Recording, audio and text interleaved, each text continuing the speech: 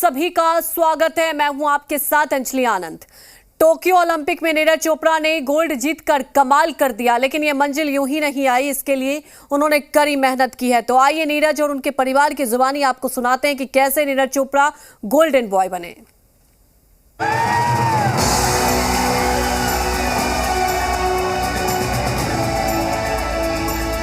बीच बीच में लगता है ऐसे नॉर्मल हो जाता हूँ, फिर ऐसा लगता है कि हाँ यार आज कुछ ऐसा अलग हुआ है। कहीं ऐसा तो नहीं है कि कुछ ऐसे सपना तो नहीं देख रहा, पर हाँ ये मैं आपको दिखा देता हूँ, ये पास में है।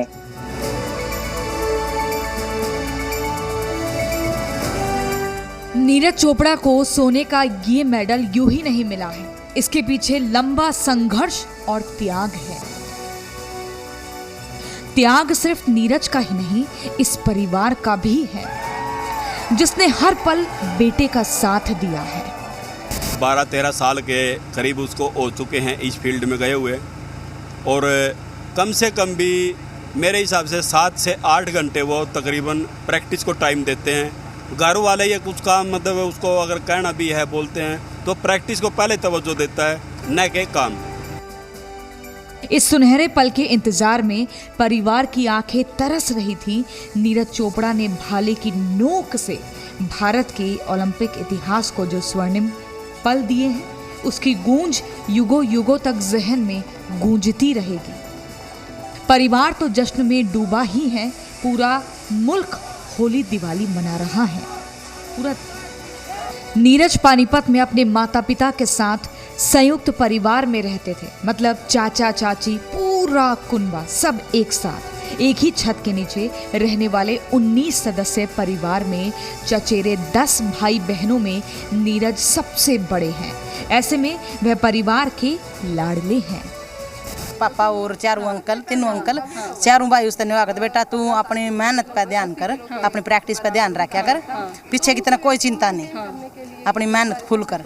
ईमानदार बच्चा, ईमानदारी तय जो कुछ करिया, मेहनत ईमानदारी तय करिए। नीरज को इस खेल में अगले स्तर पर पहुंचाने के लिए परिवार ने कई त्याग किए हैं। बेटे को बेहतर इक्विपमेंट्स और डाइट देने के लिए मुफलिसी में भी पूरी कोशिश। परिवार की आर्थिक हालत ठीक नहीं थी और नीरज को 1.5 लाख रुपए का जेवलिन नहीं दिला सकते थे। पिता सतीश चोपड़ा और चाचा भीम ने जैसे तैसे 7,000 रुपए जोड़े और उन्हें अभ्यास के लिए एक जेवलिन ला कर दिया। जब नीरज ने ट्राई किया था तो उनका बेस्ट था, तो उन्होंने मतलब सस्ते जेवलिन से ही ट्राई किया था। और उसके बाद जैसे ही वो बेहतर करते गए तो परिवार ने देखा कि हमारा बच्चा कुछ कर सकता है, तो परिवार को भी ये इंटरेस्ट बनने लगा कि मतलब बच्चा इतना कर रहा है कि हम भी मतलब अपनी पूरी जान झोंक दें उसके साथ। और फिर हमारे परिवार की और नीरज की मेहनत आज ये रंग लेके आई है कि वो देश के लिए गोल्ड ला रहे हैं। खेलों से नीरज के जुड़ाव की शुरुआत हालांकि काफी दिलचस्प तरीके से हुई। जॉइंट फैमिली में रहने वाले नीरज बचपन में काफी मोटे थे और परिवार के दबाव में वजन कम करने के लिए वो खेलों से जुड़े। जी, नीरज को बचपन से मीठा बहुत पसंद था और मीठा पसंद होने के कारण ही उनका ओवरवेट हो गया था। जैसे मतलब वो स्कूल से आते थे। ओवरवेट कितना? उनका 15 साल की उम्र में लगभग 80 किलो के आसपास वजन था। अच्छा। जी, तो फिर उसी वेट को मेंटेन करने के लिए वो शिवाजी स्टेडियम जाने लगे और वहाँ पर उनके कोच के साथ मिलकर उन्होंने पहले अपना वेट मेंटेन किया। और फिर अपने कुछ सीनियर्स को देखकर उन्हें ये लगा कि वो जेवलिन मतलब ट्राई करना चाहते हैं। और जब उन्होंने जेवलिन ट्राई किया तो उनका ट्राई ही मतलब बहुत बेस्ट था। तब उन्होंने ये डिसीजन ले लिया कि मुझे जेवलिन करना है। मां के काफी मनाने के बाद नीरज दौड़ने के लिए तैयार हुए, जिससे उनका वजन घट सके। नीरज को दौड़ने में कोई दिलचस्पी नहीं थी और जब उन्होंने स्टेडियम में कुछ खिलाड़ियों को भाला फेंक का अभ्यास करते हुए देखा तो उन्हें इस खेल से प्यार हो गया और अब वो एथलेटिक्स में देश के सबसे बड़े खिलाड़ियों में से एक बन गए हैं। नीरज को आज भी मीठा बहुत पसंद है और जब भी घर आते हैं तो माँ के हाथ का चूरमा जरूर खाते हैं। बाहर करदा जो करदा घर पर तो खूब खा लेता, घी दूध दही और चूरमे मन करया करदा चूरमा करवा। अच्छा, अपने पूरे रूटीन को लेकर, अपनी डाइट को लेकर वो बहुत डिसिप्लिन में रहते थे। हाँ जी प्रैक्टिस होती गेम देखने लगते जी तो सारी छोड़ दे था। फिर तो रोटी भी आधी खाया करे था, वो कम कर दे था खाना। टोक्यो ओलंपिक में अपनी बाजुओं की ऐसी गोल्डन ताकत नीरज चोपड़ा ने दिखाई कि हिंदुस्तान का सीना गर्व से चौड़ा हो गया।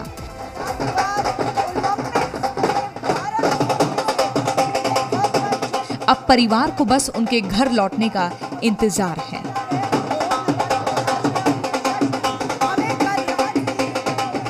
इस किचन एरिया में आज बहुत कुछ बन रहा है क्योंकि आज एक बड़े जश्न का दिन है और आज इस खुशी को जाहिर करने के लिए अच्छे पकवान भी बन रहे हैं। अगर आप देखेंगे यहाँ पर बहुत ही देसी तरीके से यहाँ पर चूल्हे पर कुछ रखा हुआ है। काकी क्या बन रहा है चूल्हे पर? चूल्हे पे सब्जी है जी। सब्जी बन रही है। आज सेलिब्रेशन की पूरी तैयारी है। हाँ जी। क्या क्या बन रहा है आज? यहाँ पे सब्जी है जी। अंदर थोड़ी देर के बाद जैसे हलवा और रोटी, खिचड़ी भी बनी है और नमकीन चावल। नमकीन चावल हम चलकर देख सकते हैं क्या अंदर? देखिए अब फिलहाल तो 2 चीज बनी है जी। थोड़ी देर के बाद, आधे घंटे के बाद देख लियो। ठीक है। अगर आप यहाँ से अगर नज़र डालें रसोई के अंदर तो देखिए लड्डू भी बनकर तैयार है, प्लेट में रखा हुआ है और बाकायदा यहाँ पर अभी भी लोगों में लड्डू को बांटा जा रहा है। और इसके साथ ही अगर आप यहाँ पर देखें किचन की तस्वीर है, बिल्कुल देसी अंदाज में सब कुछ पकाया जा रहा है। खुशी बहुत है। नीरज चोपड़ा सेना में सूबेदार हैं और उन्होंने पीएम मोदी को ये भरोसा दिया कि वो और भी ऐसे खिलाड़ियों को तैयार करेंगे जो ओलंपिक में मेडल लेकर आएंगे। गोल्डन बॉय नीरज चोपड़ा के अब वतन वापसी का इंतजार हो रहा है, जहां उनकी आगवानी के लिए ढोल नगाड़ों के साथ पूरा हिंदुस्तान तैयार है। दीक्षा पांडे के साथ ब्यूरो रिपोर्ट, जी मीडिया, पानीपत। देश के नए पोस्टर बॉय, ओलंपिक में भारत का झंडा बुलंद करने वाले गोल्डन बॉय नीरज चोपड़ा ने जी मीडिया से खास बातचीत की। सुनिए क्या कुछ कहा। बहुत बहुत बधाई नीरज, बहुत बहुत शुभकामनाएं और बहुत शुक्रिया हमारे साथ जुड़ने के लिए। सबसे पहले तो आपने जो हमें गर्व करवाया है, पूरे देश को आपके ऊपर गर्व है, उसके लिए बहुत बहुत धन्यवाद आपका। तो क्या वो फीलिंग सिंक इन हो पाई है कि आपने वो हासिल किया है जो आज तक भारत का कोई भी एथलीट हासिल नहीं कर पाया? एथलेटिक्स में आपने मेडल दिलाया और वो भी गोल्ड। अभी भी ऐसा लग रहा है कि यार पता नहीं ये सही में हुआ है या बीच बीच में लगता है, ऐसे नॉर्मल हो जाता हूँ फिर ऐसा लगता है कि हाँ यार आज कुछ ऐसा अलग हुआ है। कहीं ऐसा तो नहीं है कि कुछ ऐसे सपना तो नहीं देख रहा, पर हाँ ये मैं आपको दिखा देता हूँ, ये पास में है। और हाँ जी, थोड़ा जूम करके दिखाइए हमारे दर्शकों के लिए वो गोल्ड मेडल जो सब देखना चाहते हैं, जिस पर पूरा देश गर्व कर रहा है। हम सबके लिए वो पल बहुत इमोशनल था और आई एम श्योर बहुत लोग रोए हैं उस वक्त, उस पल को देखकर। तो नीरज, किसको ये मेडल डेडिकेट करना चाहेंगे? इतनी कड़ी मेहनत के बाद आपने ये हासिल किया है, कौन वो खास शख्स है जिसको आप ये मेडल डेडिकेट करना चाहते हैं? ये देखो, मुझे लगता है कि जो हमारे एथलीट थे, जो एथलेटिक्स में जो ऐसी 4th पोजीशन पे रह गए, जो मेडल आते आते जिनका रहा है, जैसे मिल्खा सिंह जी हैं, पीटी उषा जी हैं, और भी बहुत अच्छे अपने एथलीट थे। और खासकर मिल्खा जी का ये बहुत बड़ा सपना था कि एथलेटिक्स में कोई मेडल आए और कोई गोल्ड जीते और अपना राष्ट्रगान बजे। तो आज उनका सपना पूरा हुआ है, पर वो आज हमारे बीच में है नहीं। पर इस बात का थोड़ा दुख है, लेकिन वो जैसे भी है, जहाँ से देख रहे हैं तो बहुत खुश होंगे। नीरज, आपको पता चला कि आपके गांव में क्या माहौल है और कैसे त्योहार की तरह आज वहाँ सब सेलिब्रेट कर रहे हैं? मम्मी पापा से बात हो पाई? परिवार में किसी से बात हो पाई?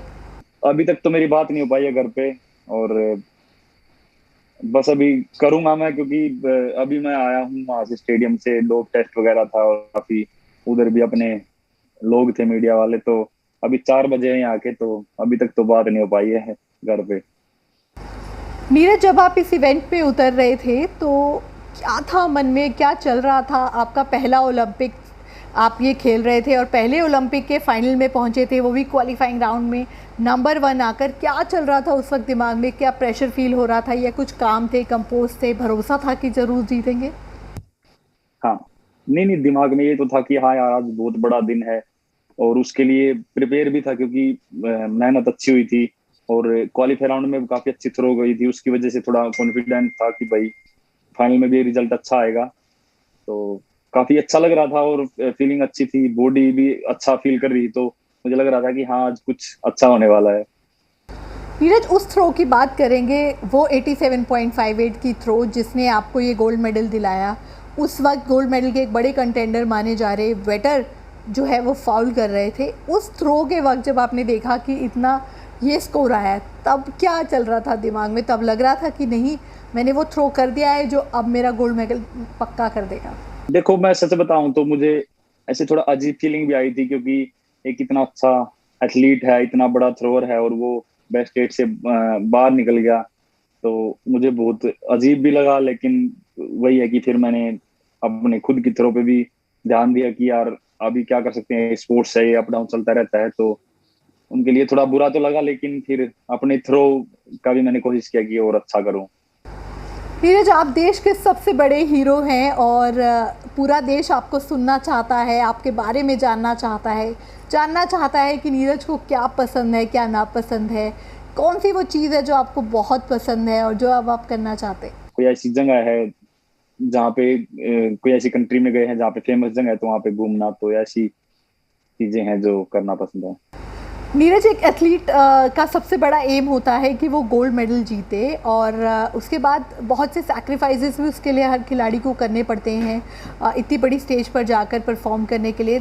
तो वो सैक्रिफाइस अब जब आप जीत गए हैं, तो वो कौन सी ऐसी चीज़ है जो आपको लगता है कि अब मैं गोल्ड मेडल जीत चुका हूँ, अब मैं ये करना चाहता हूँ? सबसे बड़ा सेक्रीफाइस होता है अपने घर वालों से दूर रहना। खिलाड़ी मान लो 10-15 साल गेम करता है, तो अपने घर वालों से दूर ही रहता है ज्यादा टाइम। तो वही है कि अभी जाऊंगा घर पे, उनके साथ बैठूंगा, खाना खाऊंगा, उसके बाद फिर अगले जो भी कंपटीशन होंगे उसके लिए तैयारी शुरू कर देंगे। तो यही सबसे बड़ा सेक्रीफाइस है कि हम अपने जो घर वाले सपोर्ट करते, जिनकी वजह से हम यहाँ तक पहुंचते हैं, उनके साथ ही नहीं रह पाते। और कई चीजें हैं और सेक्रीफाइस भी काफी हैं।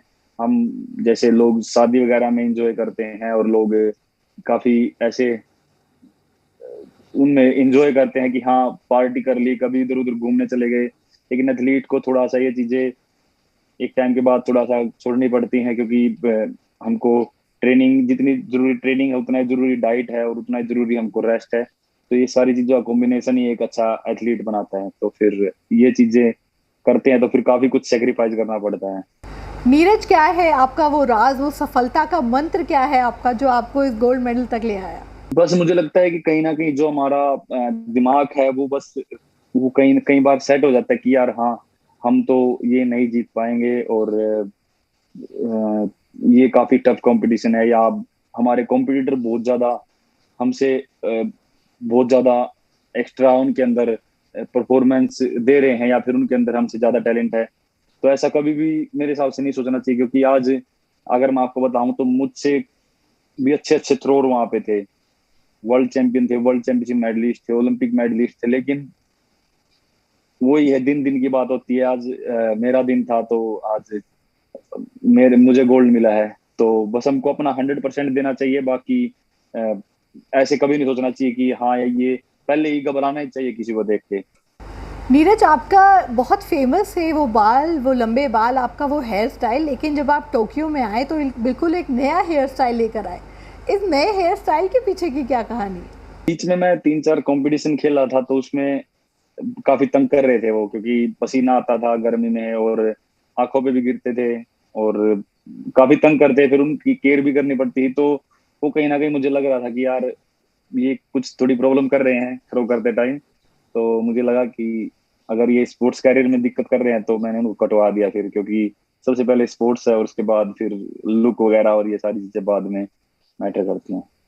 नीरज, आप हरियाणा से आते हैं और एक छोटे से गांव में पले बड़े, तो वहाँ जब आपने सोचा जेवलिन खेलने का, तब वहाँ क्या फैसिलिटीज़ थी और क्या आपको लगा कि नहीं, और कब आपको लगने लगा कि जेवलिन ही वो स्पोर्ट हो सकता है जिसमें मैं आगे जाके करियर बना के कुछ कर गुजरना चाहता हूँ? गांव में तो ऐसा कोई फैसिलिटी नहीं थी। फिर मैं पानीपत स्टेडियम में गया, वहाँ पे भी मतलब सभी गेम थे, लेकिन वहाँ पे मेरे कुछ सीनियर खिलाड़ी हैं जो वहाँ पे वो ट्रेनिंग करते थे, तो उनको देख के ही मैंने शुरू किया था। तो फैसिलिटी तो इतनी कोई ज्यादा नहीं थी, लेकिन फिर भी वो दिल लगा के मेहनत करते थे, तो उनके साथ मैंने भी अपना अच्छे से ट्रेनिंग शुरू कर दी। क्या लगता है नीरज आपको कि आपका ये मेडल क्या बदलाव लेकर आएगा भारतीय एथलेटिक्स में? मुझे लगता है कि बहुत बड़ा बदलाव आएगा, और बाकी जो एक बैरियर था कि हम ओलंपिक मेडल नहीं लेके आ सकते, वो टूटा है, और गोल्ड के साथ टूटा है, तो शायद बहुत ज्यादा माइंड ओपन होगा एथलीट्स का, और अच्छी परफॉर्मेंस लेके आएंगे। एक बहुत खास बधाई भी आपको मिली जब प्रधानमंत्री जी ने आपको फ़ोन किया, तो क्या बात हुई प्रधानमंत्री जी ने और कितना खास था वो संदेश? बस उन्होंने यही बोला कि आपकी वजह से आज पूरा हिंदुस्तान बहुत खुश है और सभी बहुत खुशियां मना रहे हैं, और आपने जो आने वाला यूथ है उसको बहुत प्रेरित किया है, और वो भी इस और ज्यादा स्पोर्ट्स में पार्ट लेंगे, और अपने आने वाले यूथ के लिए ये बहुत ही अच्छा रहेगा ये मेडल। तो मैंने भी बोला कि सर बहुत खुशी होगी कि आप अगर मतलब ऐसा हो सके कि भाई आप स्पोर्ट्स को और ज्यादा बढ़ावा दो तो बहुत अच्छा लगेगा। रुकेंगे एक छोटे से ब्रेक के लिए, जल्द हाजिर होते हैं।